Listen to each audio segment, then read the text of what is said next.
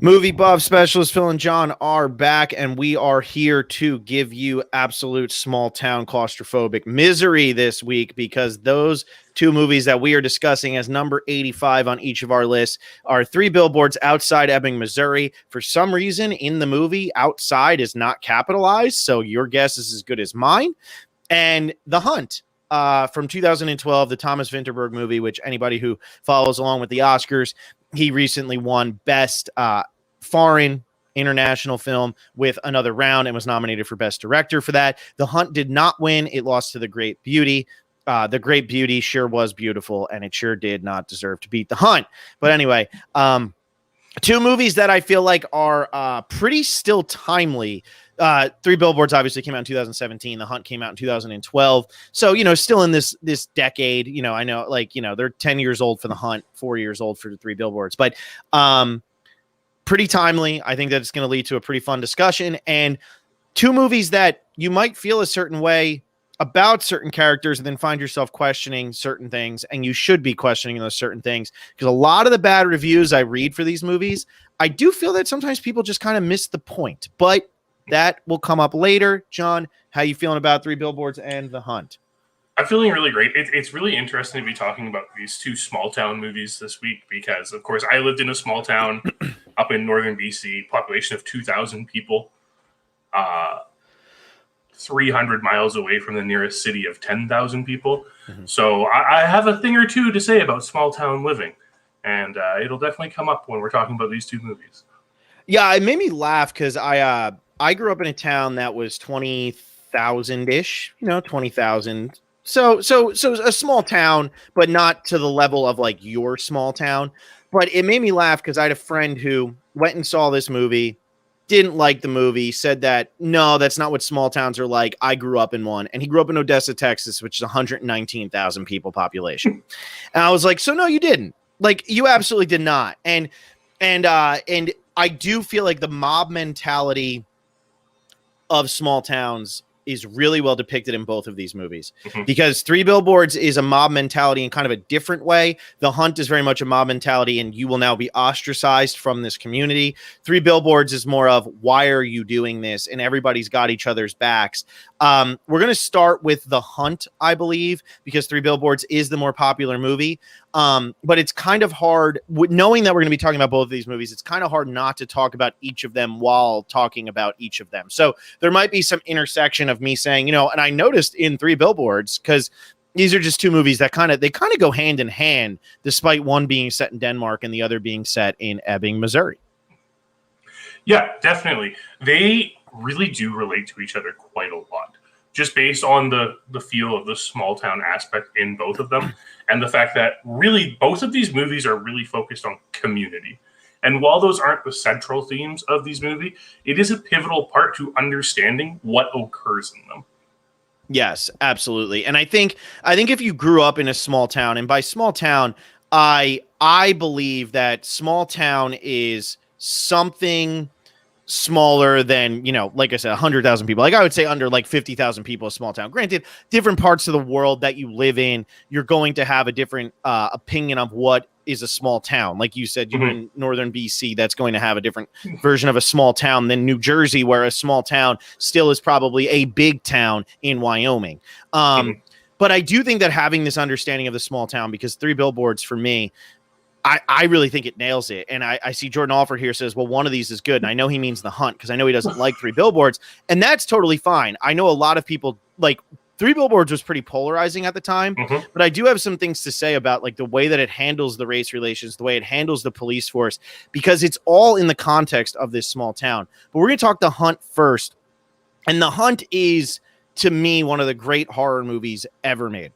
And I don't say that facetiously or anything. Like, I really believe this is a horror movie at its core. This is a movie about your biggest fear. Something that you cannot disprove something. It's your word versus a child's, and the child is so detailed on what is happening that it only seems like it could possibly have really happened. And this movie to me is terrifying because you see how quickly people are ready to turn. And I think that this is very realistic. Mhm. because one year we're giving Kevin Spacey awards, the next year he is not even allowed to be spoken of. Now, obviously, he's much more guilty than Mads Mikkelsen is in this movie. But what I'm saying is, in terms of how quickly people turn, I think this movie does a very good job of it. At the beginning, they're all friends, everything's great. He seems like a really great guy. And then halfway through the movie, Johan is beating the shit out of Mads Mikkelsen's son, which I guess is what you do to show that you are a good person and not a bad person. So to me, this is an absolutely terrifying movie. It's just that Salem witch hunt type feel. And you feel for Mads Mikkelsen this whole movie because we watch him and we know he didn't do anything, but then part of you starts to doubt it. And if we're doubting it, even though we were there alongside of him, well, then why wouldn't everybody else in this community doubt it? So first time watching it though, right, John? Yeah, it was the first time I was watching it, and I knew nothing going into this movie. I had no idea what it was about. So I was getting ready for it, and then I sat down, and then it starts rolling out, and I'm baffled by what the plot of this movie is, but it's so incredible. It's one of the most frustrating movies I have watched in a long time, not because the movie itself is frustrating. The movie itself is fantastic, but the actions of the characters in this movie are so frustrating because they defy logic. But when you're dealing with a topic that is as serious as pedophilia and child abuse, you have to take it seriously. So at the same time, despite the fact that it's like, why aren't you following a logical procedure with how you're acting to this or reacting to this? It also makes sense that they're not following a logical procedure because it does generally evoke an emotional response. Yeah, and I always think with Grete's character, she's awful, but at the same time, with what she's hearing, of course she's going to react the way she's reacting. I mean, for Clara to say the things that Clara is saying, you'd have to think, wait a second, why would a kindergarten-aged girl be saying that? Something has to have happened because how would a kindergarten age girl isn't going to know those things. She's not going to know to say those things. Now we get the very quick scene of the brother just showing her the picture of pornography, which is ultimately where this comes from because she hears what the older kids are saying about it. But if you're Greta, that's what you're assuming. However, the way Greta handles it by bringing in an outsider who psychology 101, you learn eyewitness testimony, you do not give leading questions. Every single question asked by Ola or Ole or Ali, whatever his name is, it's spelled O-L-E, but I don't really hear the pronunciation, unfortunately. Every question asked by him is a leading question, which to a child, the child is going to look to agree with you, which is what she does. And she denies it at the beginning. And then he pushes her with leading questions, which ultimately lead to this insanity.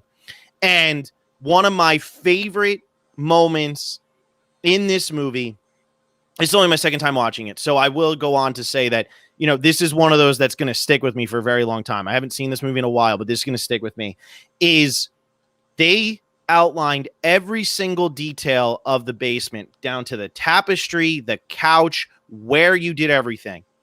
And then you know what the police found when they went to your house? That you had no basement.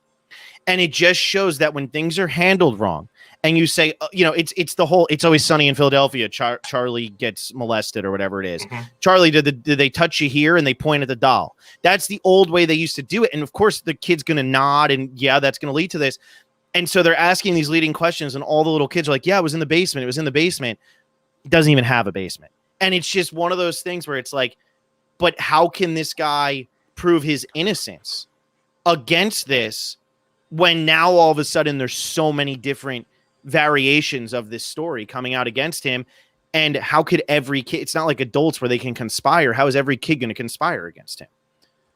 Yeah, and that's kind of another interesting aspect when it comes to this movie is there's a large theory about group thought amongst youth throughout the world. And one way to think about it is playground games. Something like the floor as lava or different variations of tag and stuff, and how they spread through playgrounds across the world, and how kids throughout the world, no matter where they are, will always pretend that the floor is lava somewhere. Some point in their life, they're always pretending that. Where are they picking it up? And psychologists have studied this for a long time, and they're not 100% sure how this group thought happens. And that's really what's being demonstrated here with the kids' stories, that we don't even know if the kids are talking to each other about this to make up these details, but they're all coming up with the same story. How are they doing it?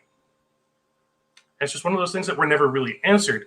But it also goes to show one of the most terrifying things about this movie, and that is the fact that this is almost impossible to prove your innocence in this situation.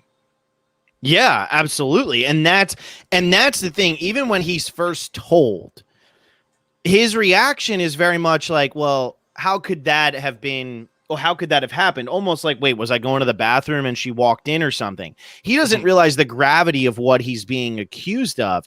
And his reaction there almost makes him seem guilty as well. But he's probably trying to process, how do I prove my innocence in this? And I do feel, Jordan Alford said the hunt was truly before its time. I really believe that as well, because the Me Too movement and everything started up in 2017, I believe, or 2016. It was somewhere around there. And that was very much a movement where, I'm not stating, anti-Me Too movement, but that was very much a movement of the people who were being accused had to prove their innocence. Once it came out, you were guilty. And a lot of people were guilty, but there were a lot of other people where it started coming out, maybe they weren't so guilty.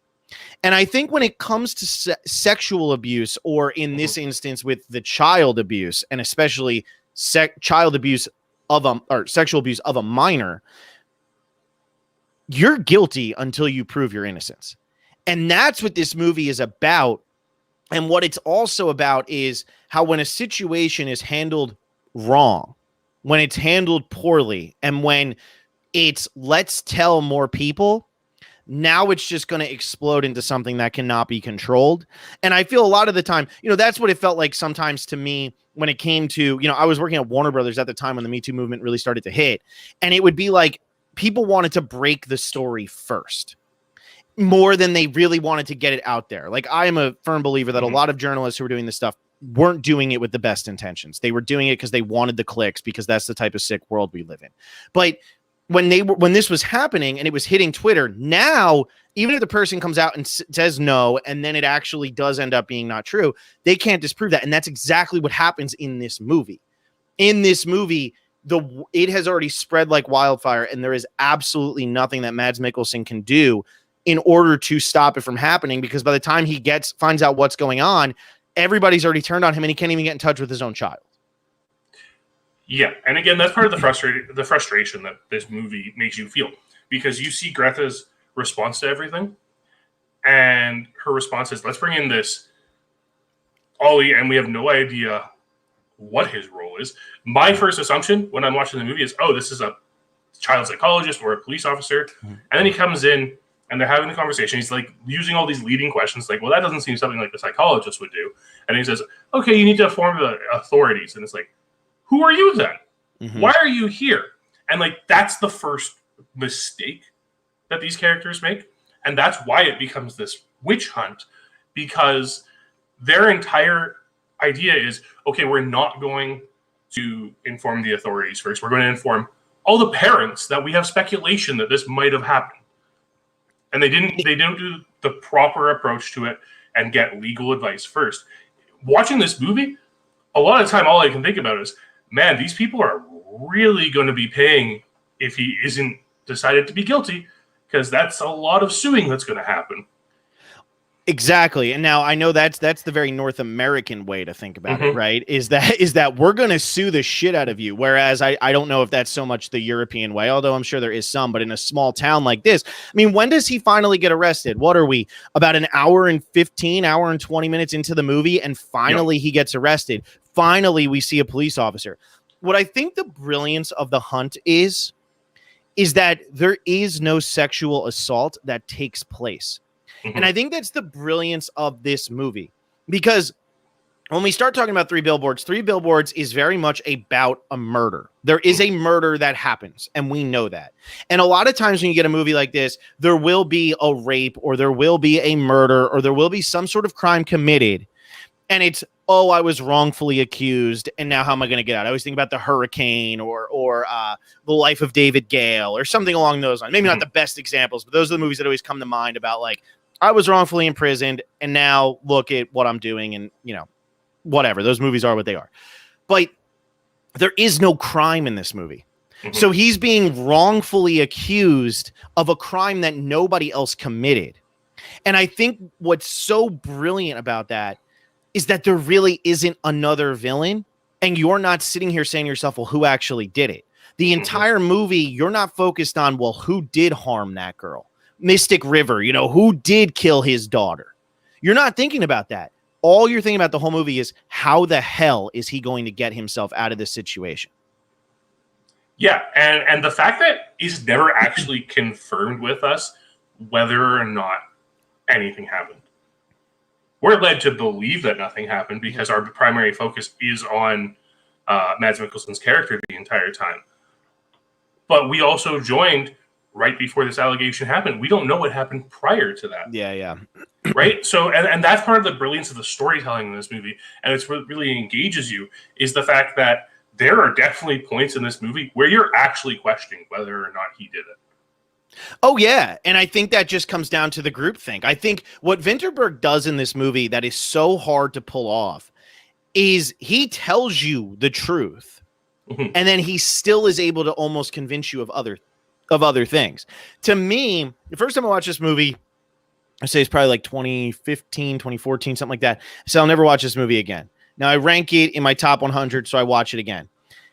I had the exact same reaction as watching this the first time when I watched this the second time.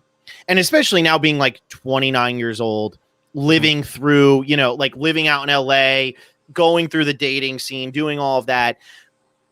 To me, like, this movie still hits everything that it's supposed to hit. And I'm at a completely different time in my life than I was the first time I watched it. And I think that is a really powerful element to filmmaking is, you know, there's certain movies where you'll be a kid, you love them. You're a teenager, oh, that lost love type thing. Oh, and then this is a movie that I watched when I was about 20 or 21, and it's a movie I just watched when I was 29 and have lived a completely different life. And it still nails it. And the fears and the frustration and the anger and all of that is still the exact same. And the ending to me is so unbelievably powerful. And it leaves you with that sick feeling in your stomach of he's never going to be safe because of this accusation. Even though his name has been cleared and everything, there's still going to be that one person who says, no, he is what he is. And I think that's ultimately what the point of this movie is, you know, there's people who should be called out. There's people who should go to jail. There's people who should not be a part of society because they're despicable. But there's also people who, when this happens, they never are able to clear their name, no matter how much they try to clear their name. And there's always going to be one person who says, you know what? Maybe he was a pedophile. I don't know. My son, he still said something. I'm going to believe my son, and I'm going to take a shot at this guy just to let him know that we're still watching him. Well, that's the big thing, is this idea of objectional truth. That's a big theme in this movie because we don't have objectional truth at all. We have Thomas Bo Larson's character, just when confronted by Mads Mikkelsen about the allegations in the first time, and he's like, Clara never lies. Why would she lie now? And it's just a complete absence of objectional truth. And that just rings true through the entire movie. Again, it goes back to this idea that there's no way for him to disprove this. That we don't have an exact timing of the event, so you can't even have an alibi as to where you were instead. You just have the word of a child who, it was also very interesting that Vinterberg decided that Clara, because they talked about it a lot, Clara is a very imaginative child. Yep. She has a very active imagination. And that adds more to it, because then even those people who know they need to react to the situation and process everything And it's why Greta probably does take what she's doing the way she's doing, because she's not sure if she can believe Clara and if there's a point in calling the authorities. Mm-hmm. And I'm pretty sure that's why she brings Oli in, just to get a second opinion on the situation. She's bringing in an outsider who doesn't know Lucas, and that's why, like, if you notice, when Lucas sees him coming in, Lucas doesn't even think anything of it. He just thinks it's another parent or something. He doesn't think anything of it. So it's somebody who doesn't know Lucas, and I think that she doesn't want to go to the authorities because she's like, well, if she would have went to the authorities right away, his life would have been fine. Would have been absolutely fine. Mm-hmm. Absolutely. And then that's, again, where we get into the small town aspect of it. Mm-hmm. In a small town, it is so hard for any event to be forgotten. Yep. And not just because in a larger town, like, you know, you would think maybe it's harder to forget with a larger population because there's more people there, less of them. It's more likely someone remembers it. But in a small town, the problem is that there's so much communication between people on a regular basis. We see it all the time. They come in for this parents' meeting, and they're informed of the possibility of the assault. And then we move on further, and they're all hunting together, and they're all in each other's homes, and they're at the grocery store together, and they're at church together. In a small town, the community's so tight-knit, and they talk to each other so frequently that, yes, in a larger population, more people might remember it. But in a small town, all it takes is one person to remember it for the entire town to remember it. Well, and I think, you know, if you think about like something like New York City or Chicago or Paris or London, unless it's a massive, massive moment, you think about the Oklahoma City bombing, the 9/11 attacks, things along those lines, like massive, massive. If you hear about a murder, normally you forget the murderer's name. You forget who they actually killed. You'll start to forget that stuff. The town I grew up in, we have this thing called the prom mom. It's a mom who gave birth at our high school prom, threw the baby in a dumpster, and then went back out to prom and started dancing. Everybody knows the prom mom. That's not something that goes away. And that is a true story. You can look it up. I think it actually has a Wikipedia page. But what I'm saying is 1997. There you go, everybody. The prom mom. You're welcome. But what I'm saying is nobody will ever forget that. I was 5 years old when that happened. When we went to prom, people talked about who's going to be the prom mom. And it was a sick inside joke for the small town. Now, granted, you haven't heard of that.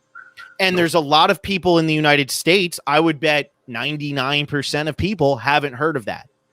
But everybody in that town talks about that all the time. Mm-hmm. A murder in New York City, you'd say, like, there was a guy in LA where he went into a 7-Eleven, he hit somebody with an axe and killed him or chopped his hand. But most people in LA, they'd be like, oh, they heard about that? Don't stay away from that 7-Eleven for a couple weeks. And that's it. You don't know who the person was. You don't know who they hit. You don't know anything. That's it. That's all you follow. So I think that's the brilliance of The Hunt is in that small town. You can't get that out of your head. Like, you absolutely cannot get that out of your head. And everybody will continue to talk about it, and it will follow you around like a plague. And that's it. That's the damn truth. Mm-hmm. Well, and then even as you progress through the story, everyone who watches this movie is going to have this thought of, why doesn't Lucas just move away? Right? Mm. Why does he stay here when he's literally being told, hey, you can't shop at your local grocery store, and he gets beat up just for trying to? Mm-hmm. Why is he still there? Why is there an epilogue 1 year later and Lucas is still there? Yeah. It's because if he leaves, he's guilty. Yep, exactly. And that's when he goes into that. I think that's the moment for me of the movie. And even though I love the basement part, but when he walks into the grocery store, that's his way of saying, I didn't do it. And then the scene that follows that, or it's close to after that, is the scene in the church on Christmas Eve. And it's like, this is him being fed up and saying, I did not do that. I have nothing to do with what happened or what they're saying. And for him to walk in, and what I love is he headbutts the guy, and the guy goes, he's crazy. He's crazy. You just beat the daylights out of this guy. And what I love about this movie too is, and we'll definitely talk about this with Three Billboards, because like I said, I think, you know, you don't have to like the movie for anybody who's watching, but I do have some takes on like what was trying to be addressed. But what this movie does a good job of too is it shows that those good people, those people who are better than everybody and the preachers and all that, they're not that good. And we see the people at the grocery store just hitting him. Like he said, you can't just do that. You can't just hit a customer. Hitting him, beating him up, doing whatever they have to do. You have Johan punching his kid, which is ridiculous. You have all these things, and they're the good guys. Do you know what I mean? And I think that this movie does a really good job of showing how animalistic people will get when they think they're in the right. And when they can bully and team up on one person, this is what will happen. Great movie for people to watch if you haven't seen it. Watch Little Children. Now, that movie, Jackie Earle Haley actually plays a convicted pedophile. But watch that movie because you see how it kind of interrupts a town from a different perspective than this one, from when the person's guilty and they all know he's guilty. It's a great, great movie, and Jackie Earle Haley is absolutely phenomenal in it. Yeah, and with this idea of this mob mentality, what Vinterberg's really hinting at is this moral ambiguity in a situation like this, where it's like, who is in the right and who is in the wrong? And when do you cross over from being into the right to being in the wrong? Yeah, absolutely. And I think that this movie, you start to hate everybody around him. You start to, the only one that you like is, God, I can't think of the actor's name, but he's so good in it. He's the only one who stands up for him the entire movie, and he's constantly protecting him. And he's the one who brings him into the home and takes Marcus in and all of that. He's the only one you stand up for. When people start killing dogs and start throwing bricks through windows when kids are involved, you're not the good guy anymore. Now you're the bad guy. And you know, we'll talk about that in Three Billboards, where, you know, I think that some people think Sam Rockwell becomes a good guy. I totally disagree. And we'll talk about that when that time actually comes. But you're not a good person anymore if this is what you're doing. I don't care what you're thinking happened. And especially when there's no conviction, anything like that. And obviously it's different because these people's kids are involved. And now how do we protect our kids? But are you protecting your kid by murdering a dog? That's my question. Like Tyler Perry said at the Oscars, hate breeds hate. I refuse hate. If you're killing a dog, you're probably not refusing hate. Yeah. And one of the interesting things about the dog being killed is that Clara was so attached to the dog. And then in the grocery scene, when her family's there and they see Lucas walking away after being beaten up, and she just asks where the dog is. This movie puts Clara through the ringer, which a lot of movies where a kid would make this kind of accusation, it might be an accusation, the kid disappears for the movie. Clara's life is turned upside down by this. And even like, this is a girl who's going to go through a lot as she grows up with that guilt. You know, we talked about atonement a couple weeks ago. Obviously Clara is younger than that, but she loved Lucas. I mean, she's the one who's kissing him and like trying to kiss him on the mouth, and he's immediately like, don't do that. And that's when it's, I hate Lucas. She loves the dog. She loves being able to go near. She doesn't realize the gravity of what she's done. And once it starts to actually affect her, she's devastated. And I feel so awful for the girl in this because she doesn't know. She doesn't know any better. And she's even trying to make amends by saying, I said something stupid. It didn't happen. It didn't happen. And then her mom says, well, you might not want it to happen, but it happened. At that point, Lucas just has no chance in hell. He just has absolutely no chance in hell. Yeah, there's no other way around it. And that happens in a situation like this, where an accusation is made, and because it can't be disproven, even if the person who makes the accusation then comes back and recants that accusation, especially when it's a 5-year-old. Yeah. Everyone's like, are you really recanting that, or are you just trying to make it go away? Yep. Yeah. And it's that, again, is that frustration where Clara's trying to come clean and be like, no, I made this up. But all the adults are telling her, you didn't make this up.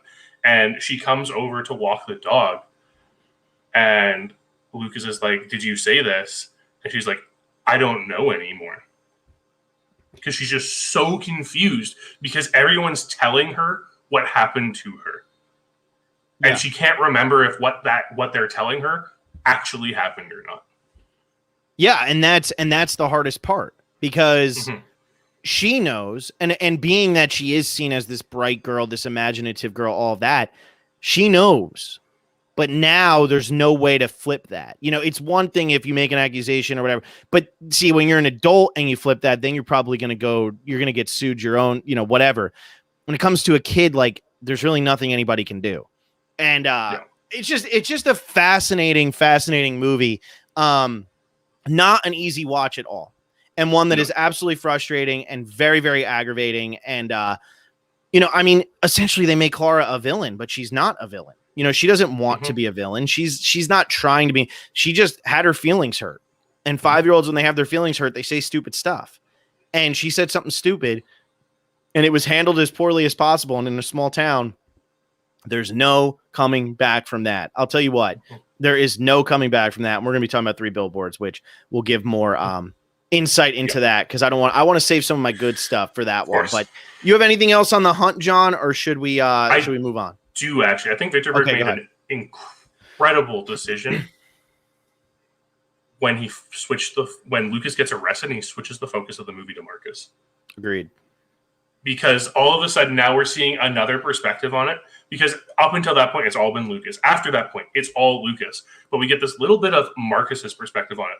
What does a teenage son of someone accused of these things think of the situation? And he believes his dad's innocent. He believes his dad's innocence. But he is also being ostracized by the community, despite being a child, because of the allegations levied against his father. No, and again, go ahead.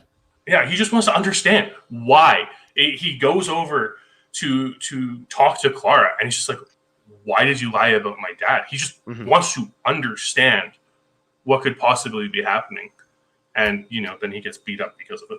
Yeah, and then he gets beat up because of it, because, you know, that's what you do. I mean, granted, should he have started yelling at the girl? No, but he's frustrated, and an adult should know how to handle that situation without having to beat the crap out of a kid, because honestly, he should have just taken out a lawsuit on Johan, who at the end of the movie ends up being all buddy-buddy with everybody. It's crazy. It's crazy. Yeah. It's absolutely brutal, but I do agree with you. To switch that perspective is a really good decision, especially in a heavy movie like this. We'll be talking about Waves, which is high up on my list. The director does something very similar in that movie, because it is such a heavy movie. You can't just stay focused on the one character who's going through the heaviest stuff, despite them being your protagonist, because it can just become too much. So The Hunt is great. The Hunt is hard to watch. That's what I say about that. Vinterberg is a great, great director, and it's crazy he didn't win for this. Yeah, he just excels at making movies where Mads Mikkelsen is depressed. He's depressed and has terrible things happening to him. Awful things happen. And even when it seems like things go well, who knows what's actually going to end up happening. All right, John, we started this last week. We're going to do it again this week. Best thing you watched this week. What do you got? So I took a little break from movies. I had to dive into Resident Evil 8 this weekend. Okay. But I picked it up again yesterday. And today I watched Singing in the Rain for the first time. Crazy for someone who loves musicals as much as me. But oh my God, that movie is incredible. I can't believe you've never seen that before, John. I'm disappointing me. I know. I couldn't believe I watched it and I'm like, this seems like the exact type of movie that my parents would have put on while like I'm at my grandparents' house or something like that. And I just could not believe that I'd never seen that movie. I had no idea what that movie was actually about. And it's portrayal of this transition between silent movies to talkies. It's just so fun. The entire movie is so fun, and the music's incredible. Gene Kelly and Debbie Reynolds have phenomenal chemistry in the movie, but you're gonna say O'Connor? I am going to say O'Connell's performance, because my God, Cosmo steals the show every time he is on screen. I can't believe you've never seen it. This movie almost made it to my top 100. I remember when AFI was doing their top 100 movies, this came in, I think, in 2007 at number 5. Yes. And obviously, like, you know, you live in the Northeast of America, of the United States. you live in the Northeast of the United States. It's all talk radio and it's all sports. It's all sports bros, tough guys, sports bros with annoying accents. And they were obviously ripping the fact that Singing in the Rain came in at number 5. And I remember my dad being like, yeah, that movie stinks. I was like, when did you watch it? He's like, never. I'm like, oh, okay. So you just know it stinks. You've never seen it, but yeah, it stinks. Amazing movie. And when I watched it the first time, I did not realize that it was going to be about the transition to talkies. And I Can't Stand It is one of the friggin' funniest scenes. It is so well done. And the fact that 70 years later, you sit down and watch that and still laugh. Mm-hmm. Pretty damn good. Yeah. I'm glad you finally watched that, John. I am too. Glad you finally watched that. So in terms of I'm trying to get through the best picture winners because there's some I haven't seen and I realize I'm ridiculously close. So I watched Cavalcade, the 1948 Hamlet, and You Can't Take It With You. They were all okay. I rewatched Ratatouille. Obviously, that would be the best thing I watched this week, but it's a rewatch. So in terms of the new movie that I watched, I had never seen The Blob. And The Blob is pure garbage in the best way imaginable. It is so entertaining because it's so bad. And it's just that stylized 50s garbage. And it is so entertaining. I loved every second of it. If you haven't seen The Blob, it's a classic for a reason.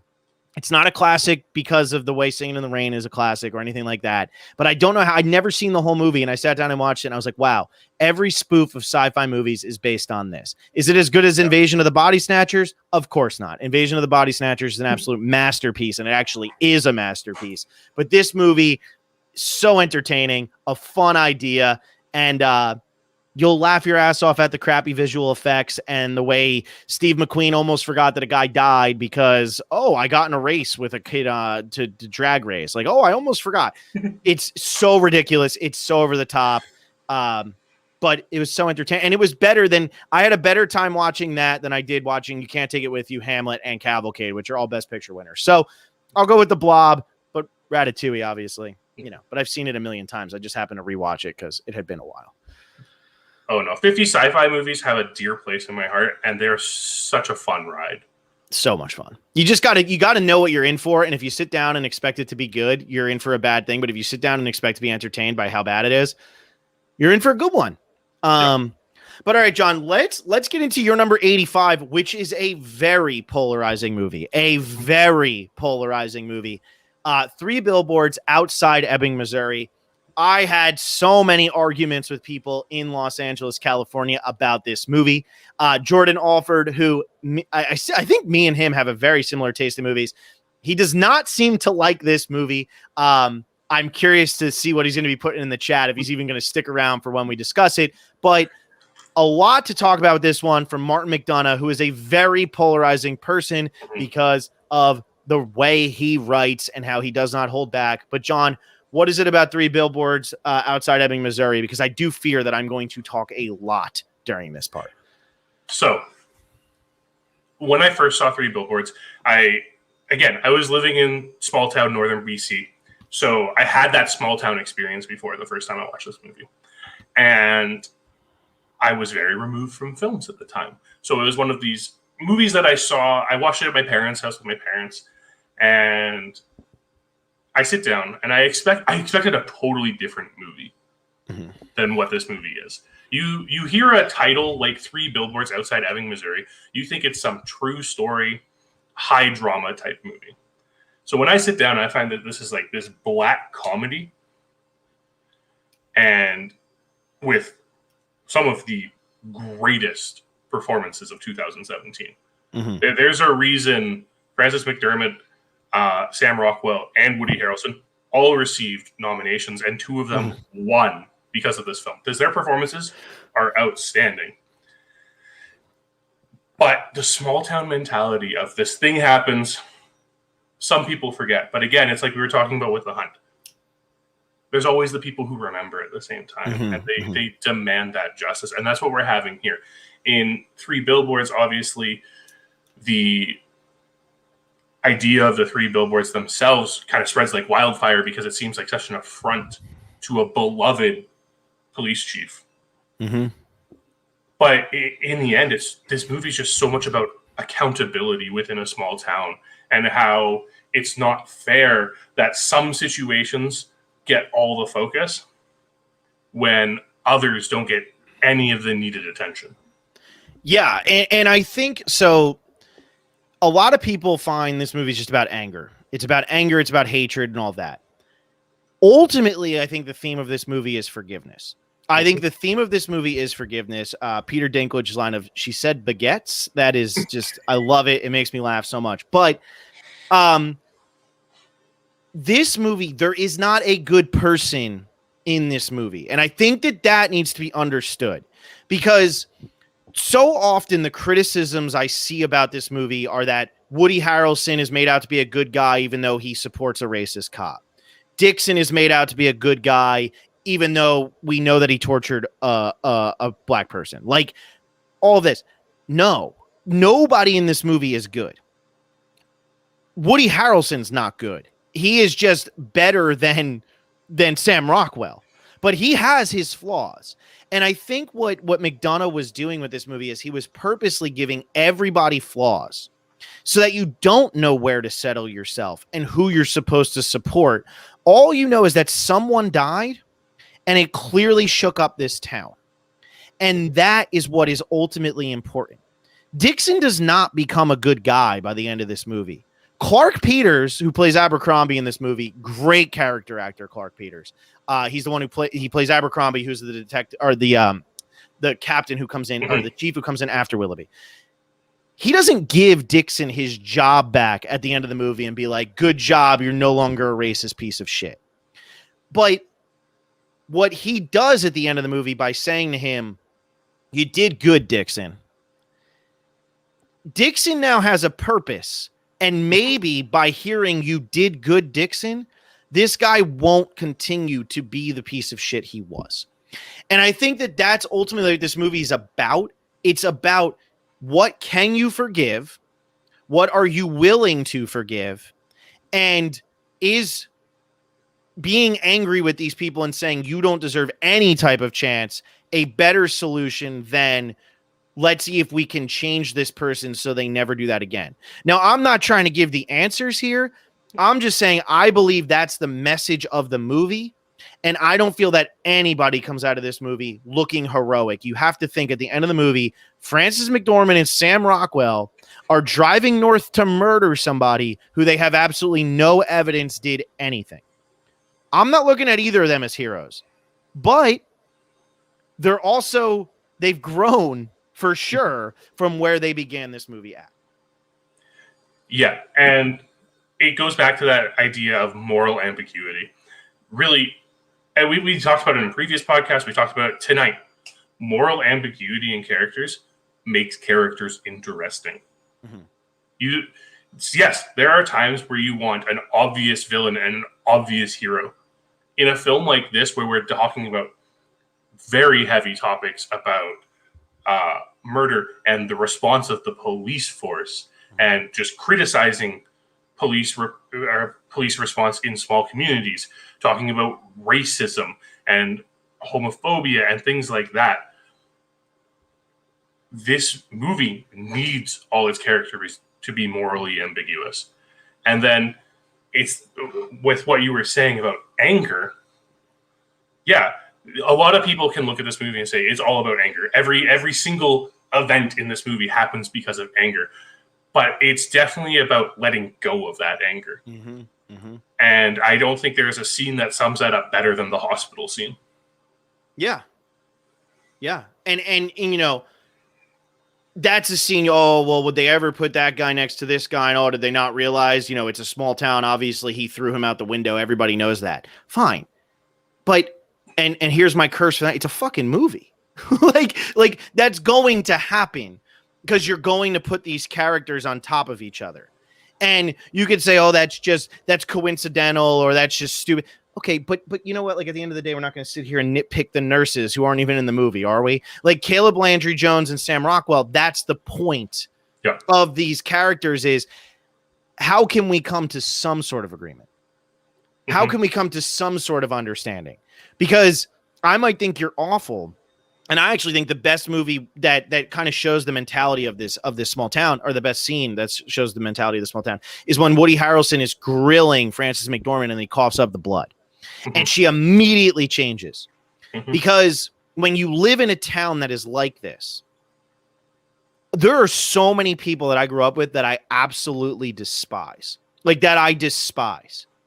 But when you hear something bad happen to one of them, it hurts and it sucks. Because you grew up with them and you know so much more about these people than you should know about these people.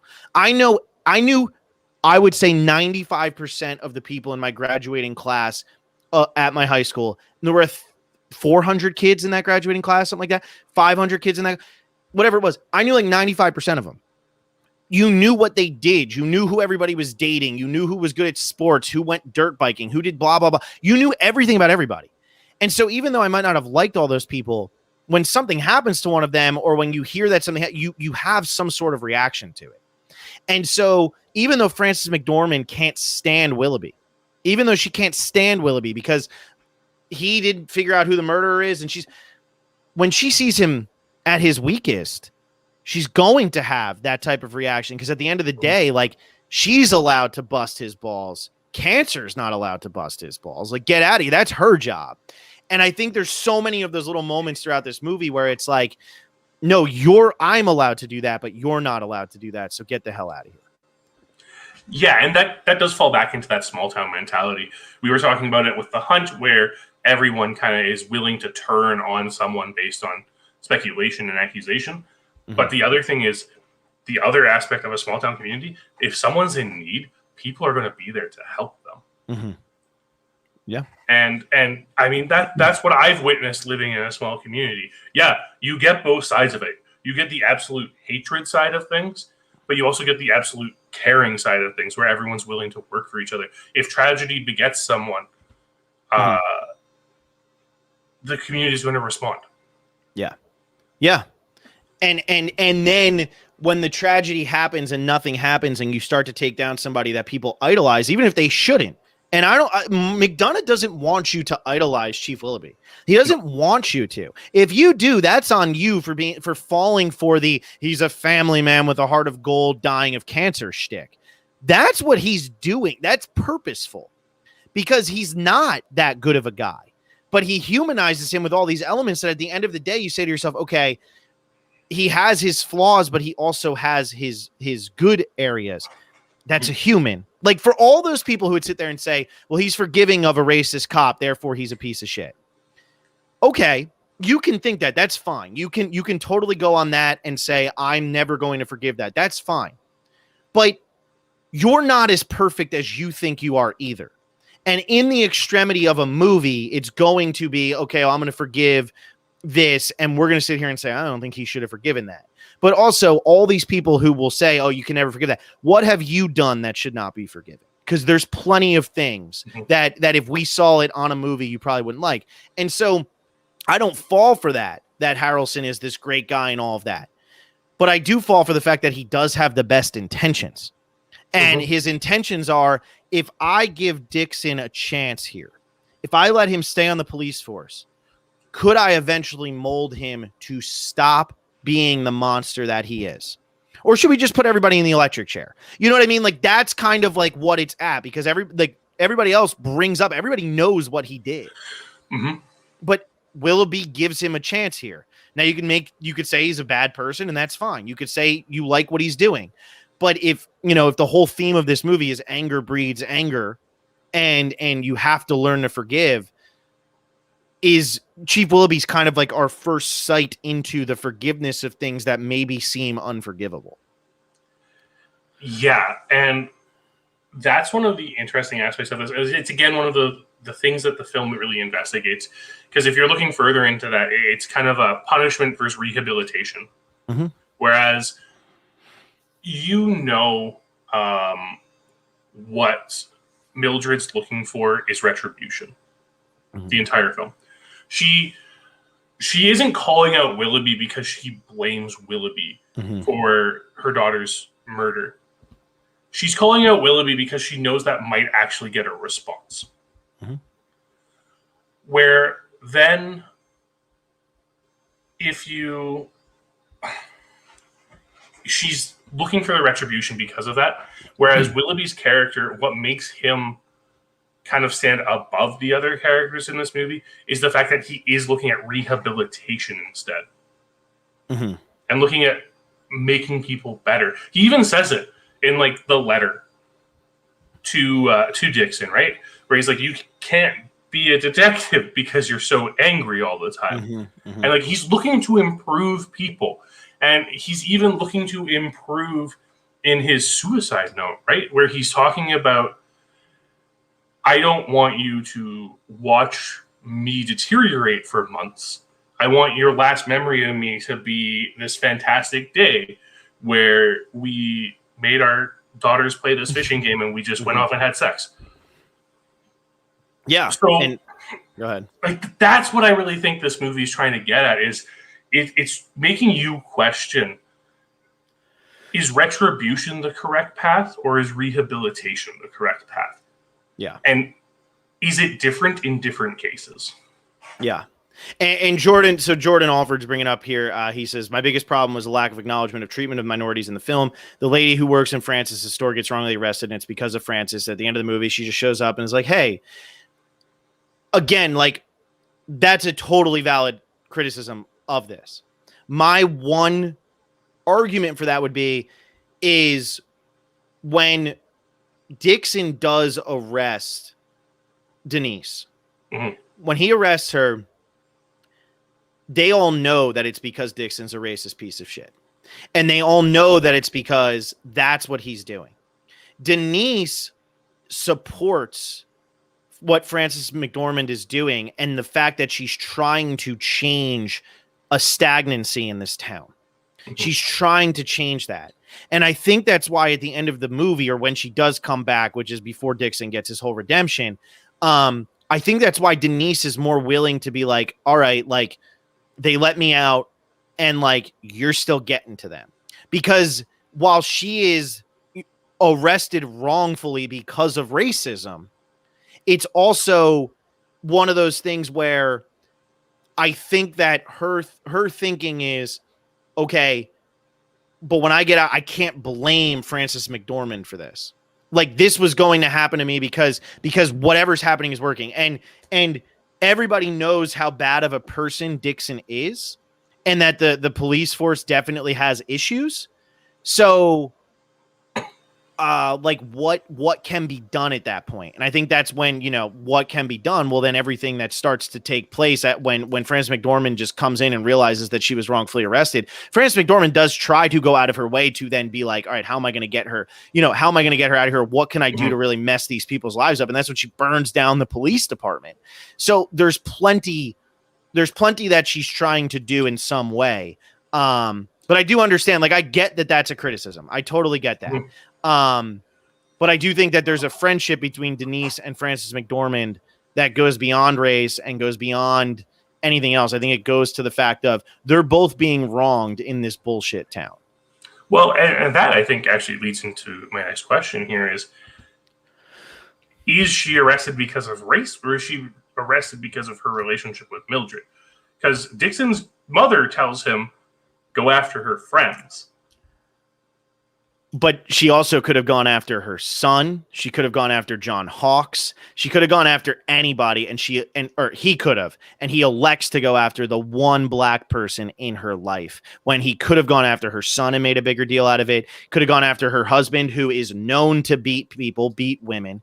Like there's all these different areas where he could have gone. And his initial reaction is to go for the black person. That is just what he does. Yep, I mean that's a absolutely fair point, and it's completely in character with Dixon as well. Yes. So the motive, it makes sense. Yes. From a standpoint of why that would happen. Yes, and Dixon's. I mean, Dixon. See, I love the humanization of Dixon in this movie. I love the humanization of so many people that we don't really see. Like, you know, we see caricatures a lot of the time. I love that we see his interactions with his mother. And that we have to see him interacting with his mother. And what a piece of garbage his mother is. I got to stop saying shit. What a piece of garbage his mother is. And all of that. Like, I love that we see all of that because that shows why he's such an angry, disgusting person. And it's a lot of it is because of the upbringing that he had. And because his mom is a terrible person who is always looking to antagonize and make things harder and worse for people. Sam Rockwell is so good in this movie. And Woody Harrelson's voiceover acting is unbelievable. I love it. I think it's top notch. But Sam Rockwell earned this Oscar. And I know that when he ended up winning the Oscar, of course, like you go to the Twitter sphere and everything was he won for being a racist who gets redemption. No, Sam Rockwell won because he's phenomenal in the movie. He won because he's phenomenal in the movie. And yes, his character is a racist cop. I think he gets redemption, but to an extent. His life is not back on track by any means. This is not a guy who now has it all figured out. This is a guy who's trying to figure it out. And I would much rather have a character trying to figure it out or a person trying to figure it out than continuing on the ways that they were continuing on and being so awful. Because I think like you're saying, like, at what point do we hit where it's like, okay, you know, somebody goes to jail and serves time for a crime. They come out. Do we ever give them another chance, or are they still that person who went to jail? And if we never give them another chance and just keep saying that they are what they were when they went to jail, how can they ever get better? How can they ever grow into something? And I think that's what this movie is saying. It wants you to feel uncomfortable, that you're almost pulling for him at the end of the movie. You want to be uncomfortable because you shouldn't like this guy, and you know you shouldn't like this guy. But at the same time, if he is really trying to do better, has he achieved what should be good for forgiveness? And that's up to you. That's not up to me to decide. That's not up to anybody. That's just up to you. And again, that's what I think the movie is trying to express. And I think Martin McDonagh, being the fact that he's not from America, I think that this is a very, very purposeful outsider's perspective of what small town life in America is. And I think the fact that it's coming from an outsider's perspective is important because you might say this isn't what it's like here, or that's not what it's like, and that's not accurate and blah, blah. But somebody who doesn't live here is seeing it that way. And I think that, you know, perception is reality sometimes. And so instead of just immediately wanting to get on him and say that he's bad or he's wrong or he doesn't understand, start to look at like what's actually going on in some of these small towns and what are other people seeing in us? You know, what are people seeing when they read the news about us from our media and from our, what do they see? And I think this is what they see. They see racist cops, unsolved rapes and murders because people don't care about it. And I think that's what McDonagh is saying.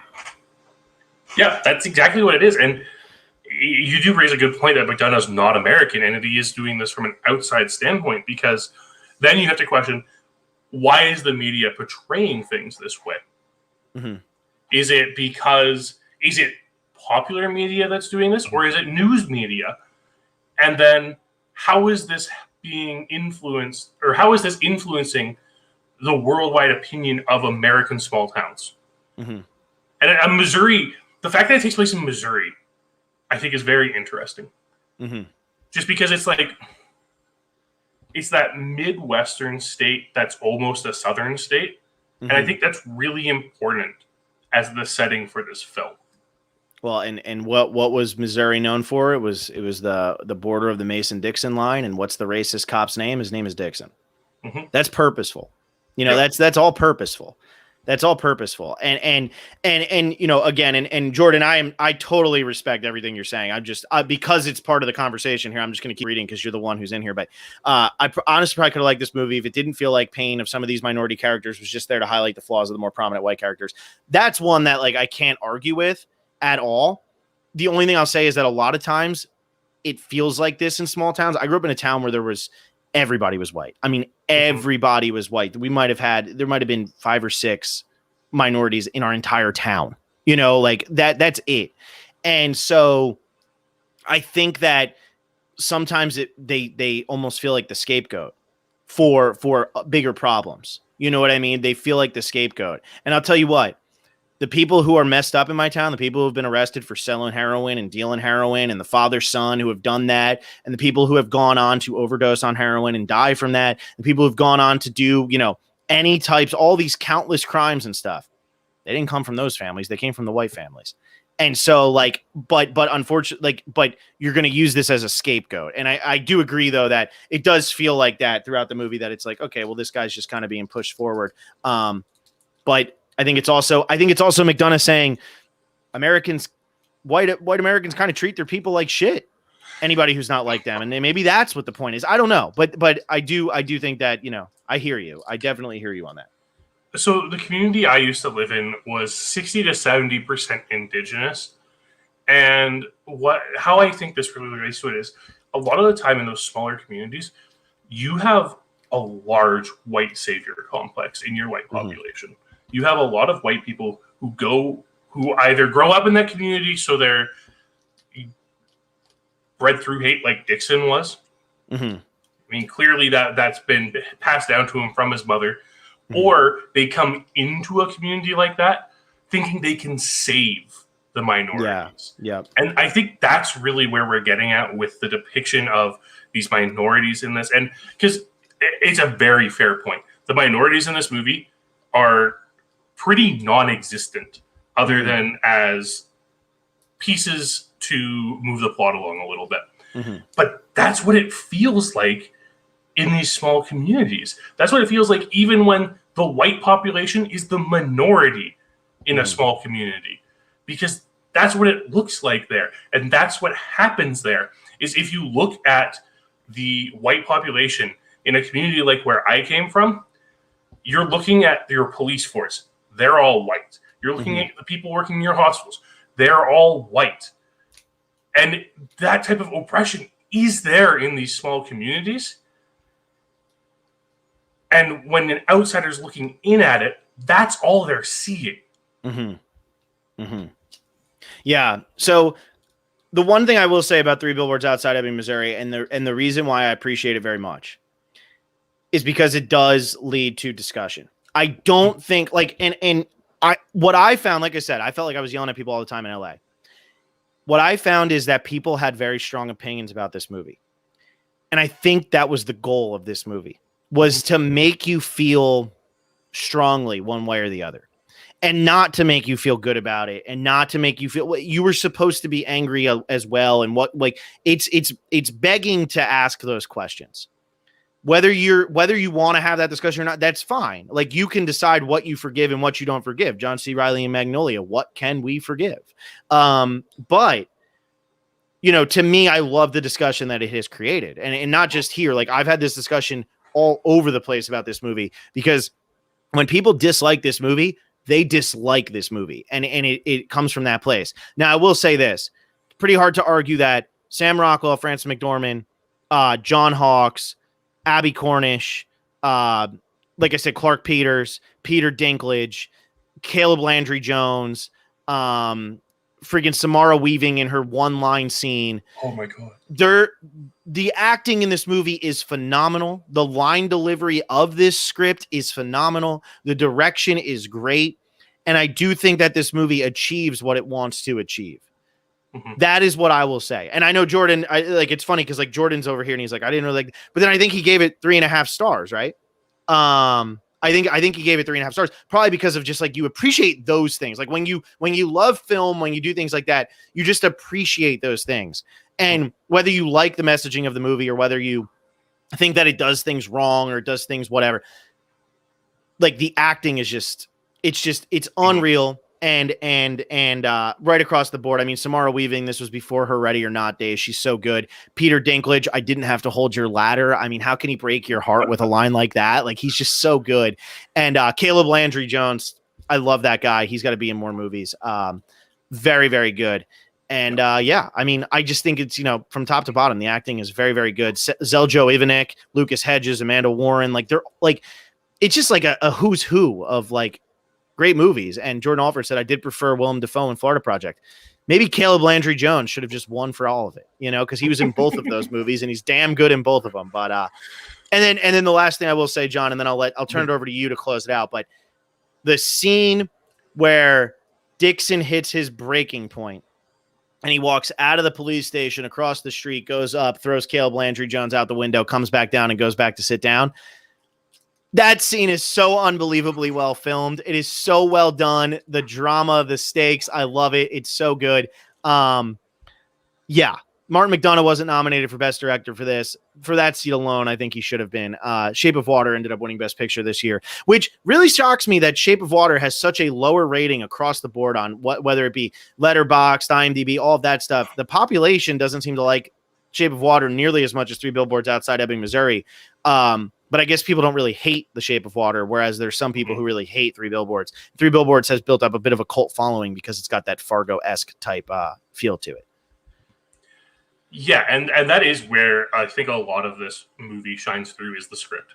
The script for this movie is phenomenal. It's written so well. The dialogue is so biting. Every single scene. And you mentioned it already. Samara Weaving, when she comes in to use the washroom, absolutely perfect line delivery, perfectly written. It's so fun, despite not really being a fun topic movie. And a lot of that comes down to the script, and the acting, of course, is top notch in this film. Absolutely incredible. And like you said, great art creates emotion and conversation. And that's what this film does. And that's what I think makes it have such a lasting impact. Whether you love it or hate it, it's doing what it should be doing by making you discuss what aspects of it you love and hate. Yeah. And then what themes in here need to be discussed. Yeah, and that's the one thing I would say is, like, you know, obviously you know who you should be having conversations with and who you shouldn't be having conversation with. There's some people that you just can't have a conversation with because they miss the point, or they're purposely trying to antagonize or troll or whatever it is.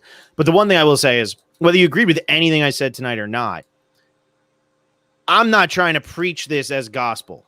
I'm just saying this is what my take on this movie is. And I think the thing is, a movie like this, you're supposed to have multiple takes. I look at what came out that year, Shape of Water. You're not going to really have multiple takes on that movie. That's a movie that's kind of straightforward. But Call Me By Your Name, Get Out, Lady Bird, Phantom Thread. Those are movies where you're going to have takes. And those are just the movies that were nominated for Best Picture. I hated The Post. I thought that was garbage. Darkest Hour was what it was, even though I love Joe Wright. Dunkirk is my least favorite Nolan movie until he came out with Tenet, which I still don't understand what happened in that movie. But those were the movies that were nominated for Best Picture, which is why I'm going down. But the movies that seem to stand the test of time and all that are the ones that you have the discussion about. I think when we stop having the discussions, that's when we're in trouble. You know what I mean? That's when it hits the point of, well, how are we ever going to either express this, or what are we trying to say, or all that? I think the discussions are important, and whether you agree with it or not, that's fine with me. I don't care. You can dislike the video, all of that stuff. That's fine. But I think the discussions are there. And I think that this is a movie where the discussion is there, and you'd be doing yourself a disservice to just find the people who agree with you on this movie, whether you love it or hate it, and just talk to them about, oh, that was so bad, wasn't it? Oh my God, it was just so racist. Or, oh, it was so good because of the... I think you're doing yourself a disservice, because this is the type of movie where if you can have that back and forth with people who love it or hate it, and if they're willing to have that conversation, it's a great movie to have that conversation about, because people are going to feel strongly either way. So that's what I got about that, John. Is that it? That's it. That's it. All right, cool. All right. That is it for tonight's episode of Movie Bus Specialist. A little bit heavier, probably because the two movies we watched were a little bit heavier, and they're very much about the same things. John, did that go okay? You feeling good about how we just went down there? Yeah, I'm always going to take an advantage to talk about my experience living in a small community. Yes, exactly. I mean, it's hard not to. It's hard not to. And I know I talked my butt off here, but I really had just a lot to say about Three Billboards. It's just one of those movies, man. It really does something to me. But anyway, next week we're going to number 84, and while my number 84 is 7, John won't let me talk about 7 because he has 7 higher than that. So I'm going to be talking about Delicatessen, which is Jean-Pierre Jeunet movie, which I had seen just recently. It was the first time I'd watched it. If you're not familiar with his work, if you've only seen Alien Resurrection, check this one out. It is a weird freaking ride, and if you've never watched his movies, you can just go right in order with Delicatessen into The City of Lost Children, and then get into Amelie and A Very Long Engagement. He is a very, very unique director, and that's why I chose this. It's probably going to be one that could sneak into my top 100. I hadn't seen it, though, in time, obviously, for when we started this list. And, John, what's your number 84? Trainspotting. Trainspotting. I haven't seen that movie in years. It's a good one. It's a good, according to you, it's number 84. According to me, it's a really good one, so yeah. I'm looking forward to it. Yeah, the one that put Danny Boyle on the map. So we will be talking about those two movies, Trainspotting and Delicatessen, two grungy, gross movies from the 90s. So get ready for that, everybody. Thank you for listening. Become patrons. Follow us over on Letterboxd, J Millsip, Pwood43. We're watching movies all the time. I'm getting through my BS Best Picture winners. It's unfortunate that I pretty much only have the ones left I never wanted to watch anyway. And John's going through the classics. He also watched Do the Right Thing this week. He watched Prisoners this week. Two very good movies. And, good movies. And then, as he said, Singing in the Rain. So a lot going on over there. So follow us over there. Thanks for listening. Hopefully this conversation didn't turn you off, but hopefully it just made you want to think and discuss it even more. And talk to us next week about two movies that are not nearly as deep as what we just had to do today.